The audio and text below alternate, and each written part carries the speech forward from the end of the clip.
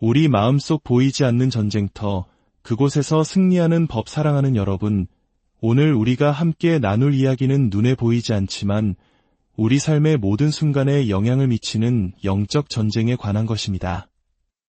특히 우리의 생각과 마음 속에서 벌어지는 치열한 전투에 대해 깊이 들여다보고자 합니다. 이 말씀이 여러분의 삶에 하나님의 은혜와 평강을 가져다주는 통로가 되기를 소망합니다. 만일 이 이야기가 여러분의 마음에 울림을 준다면 주변에 사랑하는 이들에게도 공유하여 하나님의 지혜가 더욱 널리 퍼져나갈 수 있도록 도와주십시오. 여러분의 작은 나눔이 누군가에게는 큰 위로와 힘이 될 수 있습니다. 이제 주님의 임재 안에서 함께 말씀의 여정을 시작하겠습니다. 솔직히 말해 저는 사탄과 그의 전략을 연구하는 것을 좋아하지 않습니다. 생각만 해도 속이 메스꺼워지는 일입니다. 하지만 그렇다고 해서 그가 어떻게 활동하는지에 대해 무지한 채로 극단적인 무관심 속에 머물고 싶지도 않습니다. 이것이 주님으로부터 온 것이 아니라는 것을 분별하고 사탄의 악한 계략을 감지하며 그의 존재를 알아차리는 것은 우리 신앙인에게 매우 중요합니다. 때로는 무언가가 그럴듯하게 들릴지라도 그것이 주님의 뜻이 아님을 깨닫는 영적 분별력이 반드시 필요합니다. 어느 문화권이든 우리나라의 어떤 도시든 혹은 세계 어느 나라를 가더라도 잠시만 그곳을 관찰해보면 사람들이 하나님 외에 무엇을 신뢰하며 살아가는지 쉽게 알 수 있습니다. 어떤 이들에게는 그것이 술이나 마약과 같은 중독성 물질일 수 있습니다. 그들은 어려움에 처하거나 두려움에 휩싸이거나 공황 상태에 빠질 때마다 하나님 대신 그러한 것들에 손을 뻗습니다. 그것이 무엇이든 그들의 삶에서 하나님의 자리를 차지하고 있는 것입니다. 입으로는 하나님의 존재를 믿는다고 말할지 모르지만 그들의 삶의 방식은 하나님을 의지하지 않는다는 것을 명백히 증언합니다. 이것은 신뢰의 문제입니다. 어떤 도시에서는 스포츠가 그 자리를 차지하고 또 다른 곳에서는 여가 활동이나 다른 수많은 것들이 우상이 될 수 있습니다. 심지어 하나님께서 주신 놀라운 축복이나 우리 삶에 더해진 좋은 것들조차도 우리가 어려울 때 가장 먼저 찾고 의지하는 대상이 된다면 그것은 주님에 대한 의존성을 대체하는 우상이 되어버립니다. 주님께서는 바로 이 견고한 진의 문제를 지적하십니다. 견고한 진이란 무엇일까요? 중세시대의 성벽으로 둘러싸인 도시나 거대한 성을 떠올려 보십시오. 잘 다듬어진 거대한 돌들이 겹겹이 쌓여 만들어진 철옹성입니다. 영적인 의미에서 견고한 진이란 악한 영들을 위한 은신처를 의미합니다. 그리고 이 은신처는 바로 한 사람의 생각을 통해 그 삶 속에 만들어집니다. 고린도 후서 10장은 이렇게 말씀합니다. 우리의 싸우는 무기는 육신에 속한 것이 아니요 오직 어떤 견고한 진도 무너뜨리는 하나님의 능력이라 모든 이론을 무너뜨리며 하나님 아는 것을 대적하여 높아진 것을 다 무너뜨리고 모든 생각을 사로잡아 그리스도에게 복종하게 하니 여기에 핵심이 있습니다. 잘못된 생각은 단순히 원수에게 힘을 실어주는 것뿐만 아니라 우리의 생각 패턴 속에 그가 숨을 수 있는 안전한 장소를 제공합니다. 잘못된 생각의 패턴은 악한 영들의 거처가 됩니다. 한번 스쳐 지나가는 나쁜 생각이 은신처가 되는 것은 아닙니다. 그러나 나쁜 생각을 삶의 방식으로 받아들이고 반복할 때 그것은 견고한 진, 즉 은신처를 만들어냅니다. 견고한 진이란 적이 발각되지 않고 숨어있는 장소입니다. 마치 왕족이 성벽 뒤에 숨어 있으면 밖에서는 볼 수 없는 것과 같습니다. 그들은 그 안에서 안전하며 원할 때 언제든지 나와 활동할 수 있습니다. 이처럼 악한 영들은 하나님이 아닌 다른 무언가에 영혼의 닻을 내린 사람들의 생각 패턴과 과정 속에 숨어 있습니다. 우리의 영적 전쟁의 무기는 인간적인 기술이나 재능에서 비롯된 것이 아닙니다. 그것은 문자 그대로 한 사람의 생각 과정 속에 숨어있는 원수의 은신처를 다루기 위한 하나님 자신의 무기입니다. 그렇다면 어떤 생각이 원수에게 숨을 곳을 내어주는 것일까요? 바로 하나님을 아는 지식을 대적하여 높아진 생각들입니다. 하나님의 존재 자체를 부정하는 생각이 아닙니다. 원수도 제가 하나님의 존재를 부인하도록 만들 수는 없다는 것을 압니다. 저는 너무 멀리 왔고 그런 유치한 속임수에 넘어가지 않을 것입니다. 그것은 마치 빨간 고무 옷을 입고 삼지창을 든 악마처럼 너무나도 뻔해서 쉽게 알아차릴 수 있습니다. 하지만 때때로 효과가 있는 전략은 제가 어떤 문제에 대해 생각할 때 구원의 소망 없이 해결책이 없다고 여기며 절망에 빠지도록 만드는 것입니다. 바로 그 순간 저는 하나님을 아는 지식과 싸우는 생각을 하고 있는 것입니다. 우리가 직면하는 어떤 문제도 하나님께서 해결책을 모르시는 경우는 없으며 오히려 그분은 그 해결책을 우리에게 풀어주실 준비가 되어 있습니다. 두려움은 항상 자신의 존재를 정당화하는데 필요한 모든 정보를 끌어당깁니다. 질투와 분노도 마찬가지입니다. 질투와 분노 역시 자신의 존재를 합리화하고 타당성을 입증하는데 필요한 정보를 끌어당기는 놀라운 힘을 가지고 있습니다.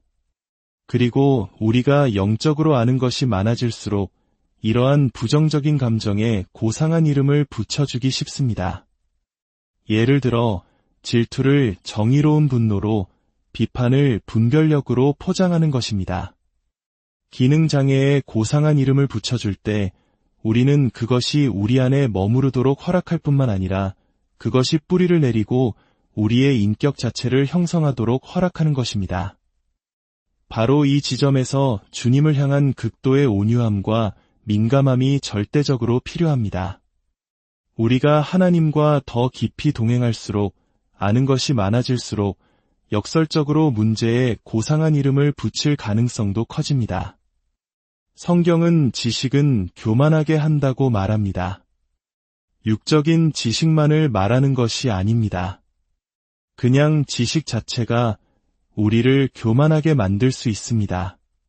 그렇다면 해답은 배움과 지식, 지혜를 무시하는 것이 아닙니다.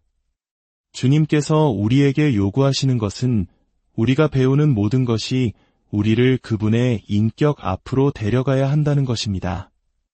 주 예수 그리스도의 인격을 만날 때 우리는 우리가 가진 지식으로 무엇을 할 수 있을지에 대해 뽐내며 돌아서지 않게 됩니다. 다시 본론으로 돌아와 우리의 싸우는 무기는 육신적인 것이 아니라 하나님 안에서 견고한 진을 무너뜨리는 강력한 힘을 가집니다. 그 견고한 진이란 무엇입니까? 바로 우리 자신이나 다른 사람 안에 있는 잘못된 신뢰의 장소들입니다. 먼저 내 안에서 이 견고한 진을 무너뜨리는 승리를 얻을 때 비로소 우리는 우리 주변의 문화 속에서도 동일한 승리를 이끌어낼 위치에 서게 됩니다. 내면의 승리가 외부 세계에 영향을 미칠 힘을 부여하는 것입니다. 하나님을 아는 지식을 대적하는 모든 거짓말 뒤에는 악한 영적인 힘이 존재합니다. 그것이 바로 성경이 말하는 불화살입니다. 한 사람이 자신의 생각의 삶을 잘 다스리고 특정 영역에서 전투에서 승리하면 다른 사람에게서도 그것을 인식할 수 있는 위치에 서게 됩니다. 그러나 그것은 그들을 손가락질하고 비난하기 위함이 아닙니다. 그것은 기도의 자리로 나아가게 합니다. 하나님, 우리 이웃에, 우리 공동체에 이런 어둠의 영이 역사하는 것 같습니다. 라고 기도하게 되는 것입니다. 예를 들어 제가 예전에 한 동네로 이사 갔을 때의 일입니다. 이사를 가자마자 길 건너편에 사는 한 부인이 찾아와 이렇게 말했습니다. 알아두세요. 이 길가에 사는 사람들은 이사 오면 다 이혼한답니다. 참으로 따뜻한 환영 인사였죠. 실제로 모두가 그런 것은 아니었지만 유독 그 길가의 이 집, 저 집에서 이혼하는 사례가 많았던 것입니다. 저는 그 자리에서 선포했습니다. 그 저주는 여기서 멈춥니다. 그 배후에 어떤 힘이 있었든 여기서는 더 이상 힘을 쓰지 못할 것입니다. 이처럼 우리가 개인적인 영역에서 승리를 경험하면 다른 사람들을 비난하거나 소리치는 대신 기도의 자리로 나아갈 수 있게 됩니다. 하나님, 우리 공동체가 믿어버린 저 거짓, 즉 배우자를 떠나는 것이 해결책이라는 저 거짓에 맞서 싸울 계시의 영을 풀어주시옵소서라고 기도하게 되는 것입니다. 여러분은 왜 찬양이 전쟁의 무기라고 생각하십니까? 저의 경우 건강에 어려움이 생기면 저는 그분을 치료자로서 높여 찬양할 것입니다. 무슨 일이 일어나고 있는 것일까요? 전투는 먼저 제 마음속에서 시작됩니다. 제가 그분이 누구신지를 선포하며 찬양에 참여할 때, 즉 하나님을 아는 지식을 대적하여 높아진 생각과 이론들을 무너뜨릴 때, 저는 먼저 제 안에서 문제를 다루게 됩니다. 그리고 나서 제가 사는 곳에 변화를 가져올 수 있는 위치에 서게 되는 것입니다. 그분의 위대하심을 선포할 때 그분의 임재와 능력이 그 지역 사회를 사로잡고 있던 거짓에 맞서 역사하게 됩니다. 당신이 마음속에서 이기는 전투가 당신을 바깥 세상의 동일한 전투에서 이기게 할 것입니다. 주님께서 우리가 우리에게 죄 지은 자를 사하여 준 것 같이 우리 죄를 사하여 주시옵고 라고 기도하라고 가르치셨을 때 그분은 우리 삶에 매일 두 가지가 중요하다고 말씀하신 것입니다. 첫째는 회개이고 둘째는 용서입니다. 회개는 하나님, 저는 주님께서 제게 무언가를 빚지셨다는 듯이 나아가지 않습니다. 저는 아들로서 딸로서 나아가며 주님의 용서가 필요합니다. 라고 고백하는 것입니다. 이것은 수치심이나 죄책감과는 다릅니다. 오히려 내 삶에 임한 하나님의 은혜를 인정하는 겸손한 굴복입니다. 그리고 이미 나에게 상처 준 모든 사람을 용서하기로 결심하는 것입니다. 때로는 개인이 아니라 기관이나 정부에 대해 쓴 마음을 품기도 합니다. 그러나 그것은 이웃을 미워하는 것과 똑같이 우리 영혼의 독이 됩니다. 히브리서 기자는 하나님께서 우리를 유익하게 하기 위해 징계하시며 우리로 하여금 그의 거룩하심에 참여하게 하신다고 말합니다. 그리고 14절에서는 모든 사람과 더불어 화평함과 거룩함을 따르라. 이것이 없이는 아무도 주를 보지 못하리라고 경고합니다.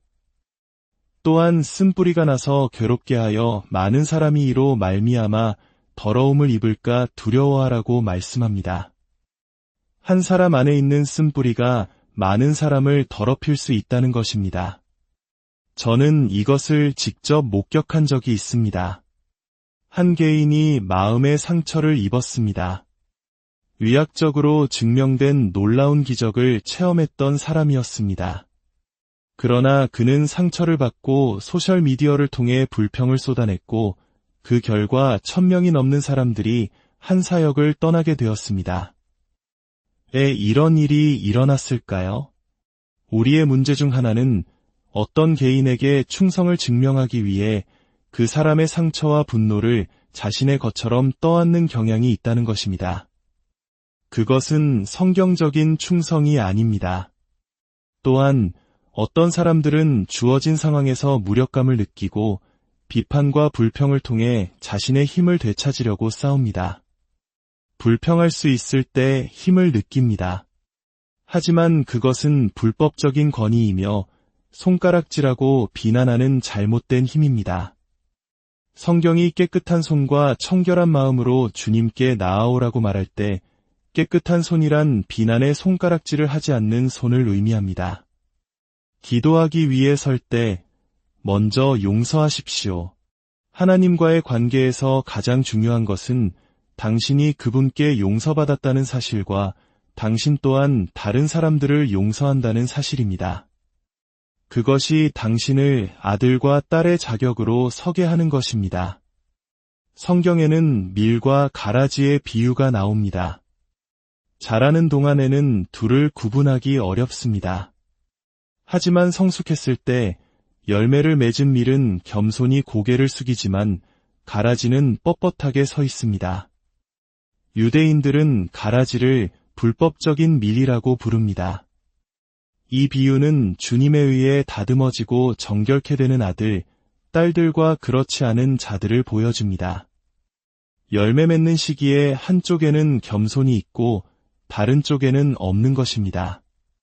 수년 동안 제가 지켜본 바에 따르면 은혜와 영향력을 갖는 것의 무서운 점 중 하나는 만약 제가 쓴 마음을 품게 되면 제가 가진 영향력만큼 다른 사람들을 설득하여 저의 쓴 마음에 동참하게 만들 수 있다는 것입니다. 하지만 우리는 결코 그것을 쓴 마음이라고 부르지 않습니다. 우리는 그것을 분별력이라고 부릅니다. 뭔가 좀 이상한 기운이 느껴지는데 우리가 기도해 봐야 할 것 같아 라고 말하며 의심의 씨앗을 심습니다. 그리고 그 사람과 당신 사이에 거리를 만듭니다. 우리는 아는 것이 너무 많기 때문에 문제의 본질을 그대로 부르지 않습니다. 기도하기 위해 설 때 하나님과의 관계의 최전선에는 깨끗하게 용서받은 자로서는 특권이 있음을 기억하십시오. 그러므로 내가 받을 자격이 없었던 그 용서를 다른 사람들에게도 베풀어야 합니다. 분노와 쓴 마음의 무서운 점은 그것이 전염성이 있다는 것입니다. 겉으로는 좋은 말을 할 수 있지만 내면에 그런 것을 품고 있다면 나의 내면 세계는 주변 사람들에게 영향을 미칠 것입니다. 분노와 질투, 그리고 실망. 이 세 가지는 우리 신앙을 위협하는 가장 큰 위험 요소들입니다. 분노와 질투는 종종 분별력이라는 가면 뒤에 숨습니다. 다른 사람의 동기를 꿰뚫어 본다는 착각에 빠지게 합니다. 그러나 성경은 누구도 다른 사람의 마음은 물론 자기 자신의 마음조차 알 수 없다고 분명히 말합니다. 분노는 과거에 대한 집착입니다. 질투 또한 과거에 대한 집착이며 나는 마땅히 대우받아야 한다는 특권의식과 손을 잡고 일합니다. 다른 사람이 나 대신 축복을 받거나 기회를 얻으면 그들의 성공 때문에 나는 초라하고 불안하게 느껴집니다. 하지만 이 세 가지 중 가장 파괴적이고 해로운 것은 바로 실망입니다. 실망은 미래를 향한 용기를 앗아갑니다. 생각해 보십시오. 실망은 어제의 닻을 내리고 있습니다. 분노도 어제에 묶여 있습니다. 그러나 당신은 내일을 위해 태어났습니다. 당신은 바로 이 현재의 순간에 역사의 흐름에 영향을 미치도록 설계된 존재입니다. 과거는 당신을 하나님의 사랑에서 끊을 수 없지만 하나님의 사랑에 대한 당신의 인식을 차단할 수는 있습니다.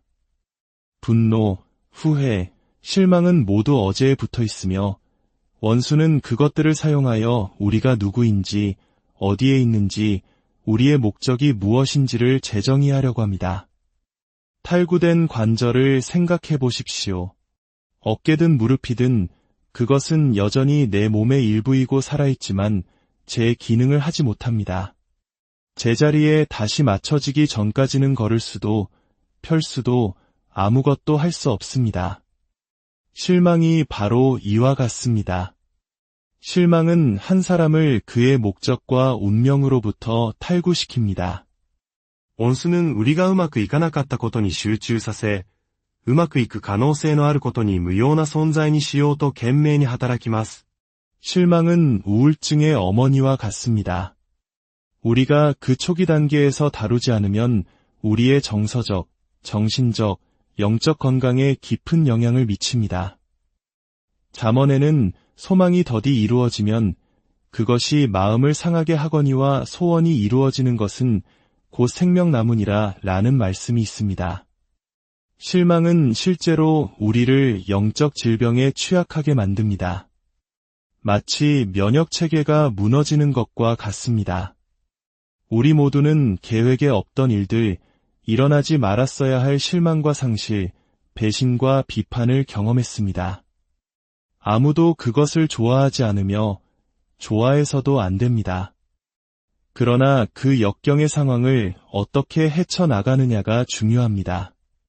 범선이 역풍을 향해 돛을 조정하여 전진할 수 있듯이 우리도 올바른 마음의 태도와 성경적 원리를 묵상함으로써 가장 어려운 순간에 개인적인 발전을 이룰 수 있습니다. 사실 당신이 태어난 목적은 바로 그 역풍의 반대편에 있습니다. 실망은 도둑입니다. 그것은 비전과 목적의식을 앗아갑니다. 실망은 마음속으로 은밀히 하나님이 신실하지 않다고 비난하는 사람들이 숨는 방패가 되기도 합니다.